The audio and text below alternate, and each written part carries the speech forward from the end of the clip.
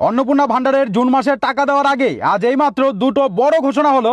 মহিলাদেরকে ৩,০০০ টাকা কত থেকে কত তারিখের মধ্যে দেবে এবং লক্ষ্মীর ভান্ডারে যারা টাকা পেত তাদের কবে দেওয়া হবে, যারা নতুন করে আবেদন করবে তাদের আবেদন কবে নেওয়া হবে, এই সমস্ত কিছু নিয়ে পরিষ্কারভাবে জানিয়ে দিয়েছে। দুটো বড় ঘোষণা করেছে আপনাদের জন্য। জুন মাসে আপনাদের ব্যাংকের অ্যাকাউন্টে টাকা ঢুকবে, তবে কারা পাবে এবং কারা পাবে না এবং কি করতে হবে নতুনদের সমস্ত বিষয়টা কিন্তু জানিয়ে দিয়েছে। তো মনোযোগ সহকারে দেখবেন, ভিডিওটিকে প্রচুর পরিমাণে শেয়ার করবেন, সবাই যেন আপডেট সম্পর্কে জানতে পারে।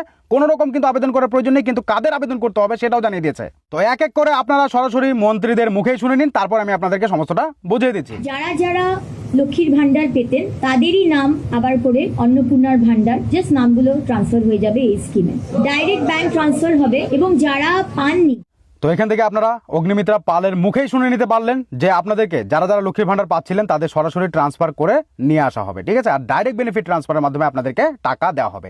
এবার আপনাদের ব্যাংকের অ্যাকাউন্টে কবে টাকা ঢুকবে, এছাড়া যারা এখনো আবেদন করতে পারেননি তাদের তাহলে কি হবে, তো সেই বিষয়টা কিন্তু অগ্নিমিত্রা পাল জানিয়েছে, আপনারা শুনে নিন। এরপর শুভেন্দু অধিকারী মুখ্যমন্ত্রী, আমাদের নতুন মুখ্যমন্ত্রী, তিনিও কিন্তু বলেছে, তো সেটাও আমি আপনাদেরকে শুনে দেবো। অবশ্যই লাস্ট অব্দি কন্টেন্ট করবেন, ভিডিওটিকে প্রচুর পরিমাণে শেয়ার করবেন, সবাই যেন এই আপডেট সম্পর্কে জানতে পারে এবং সবার জন্য বিষয়টা ক্লিয়ার হয়ে যায়। वर्ग और लोअर मिडिल क्लास और गरीब, वो सभी में महिलाओं की हालत बहुत दयनीय हुई। भारतीय जनता पार्टी की सरकार हर महीने 1 से 5 तारीख के अंदर 3,000 रुपया हर माता के बैंक अकाउंट में ट्रांसफर करेंगे।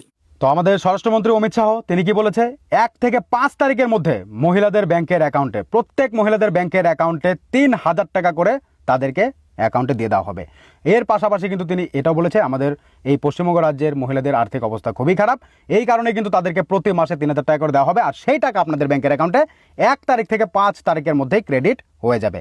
তো এর থেকে বড় সুখবর আর কিছু হতে পারে না, অমিত শাহ বলেছে, অগ্নিমিত্রা পাল বলেছে। এর পাশাপাশি আমাদের রাজ্যের নতুন মুখ্যমন্ত্রী শুভেন্দু অধিকারী তিনিও বলেছে, আপনি সেটাও শুনে নিন।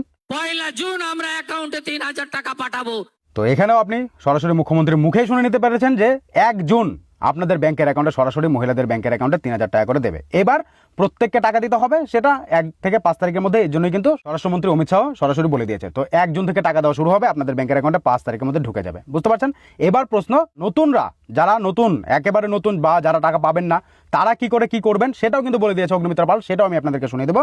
অবশ্যই লাস্ট অব্দি কন্টিনিউ করবেন, ভিডিওটিকে শেয়ার করবেন, সবাই যেন জানতে পারে। অগ্নিমিত্রা পালের মুখে আপনি সরাসরি শুনে নিন।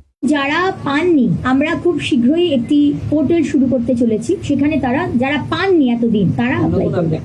তো সরাসরি আপনারা অগ্নিমিত্রা পালের মুখেই শুনে নিতে পেরেছেন যে যারা যারা আবেদন করতে পারছেন না, বা মানে যারা যারা টাকা পাননি বা যারা আবেদন করবেন তাদের জন্য নতুন পোর্টাল শুরু হবে, সেখানে আপনারা আবেদন করতে পারবেন। আর সেই ডেটটা কিন্তু নোটিফিকেশন দিয়েও জারি করা হয়েছে যে 1 তারিখ থেকে আপনারা আবেদন শুরু করতে পারবেন না। 1 তারিখ থেকে আপনারা সরাসরি অনলাইনে বসে একদম ইজিভাবে আবেদন করতে পারবেন। আর যারা সিএ এর জন্য অ্যাপ্লাই করেছেন ইন প্রসেস, তারা অন্নপূর্ণার ভান্ডার পাবেন।